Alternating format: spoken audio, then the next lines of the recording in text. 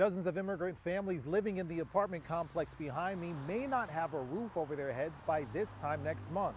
Over the weekend, community groups showed up to get a scope of the issue, and they tell me that many of those facing eviction didn't even choose to live here and are stuck in a bad situation with no help in sight. The clock is ticking for Sheila Saidi as she wonders how to keep her home. She arrived from Afghanistan 10 months ago. Do you know how much time you have left before the sheriffs try to kick you out? شما میفهمین چقدر وقت دارین پیش از اینکه شریف بیای خانه شما رو بکشن از 3 روز دیگه. three more days. You have 3 more days. بله. And she's not alone. Dozens of families at the Enclave apartment complex in Silver Spring have just weeks before getting evicted.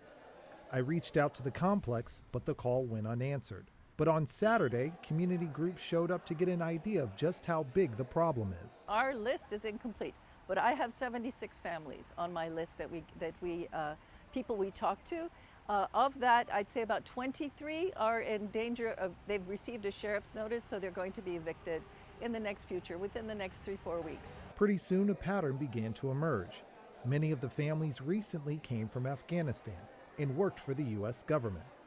That work put them in the Taliban's crosshairs, forcing these families to escape with their lives. Knowing this, the U.S. government gives them a special status called an SIV visa. This means that you worked for the U.S. government and they make it easy for you to come to the United States. But the families realized they were being placed in homes they couldn't afford, and the assistance they were promised soon ran dry.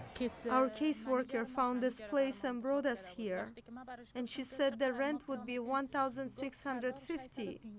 So for 6 months, they paid rent. And then when we had to pay the rent, it went up to $2,550. Now Sheila is forced to think fast as time runs out. My kids and I came from Afghanistan for a better life, and I'm going to end up in the street with my children. I don't have anyone in America. What am I supposed to do with my children out on the street? Now, Calgary tells me there are 2 other families that have just days until they're kicked out on the streets. I did speak with one tenant who told me that her rent issues were taken care of through private donations. So now Calgary is calling on anyone who is able and willing to help to reach out. From Silver Spring, Lionel Donovan, WUSA 9.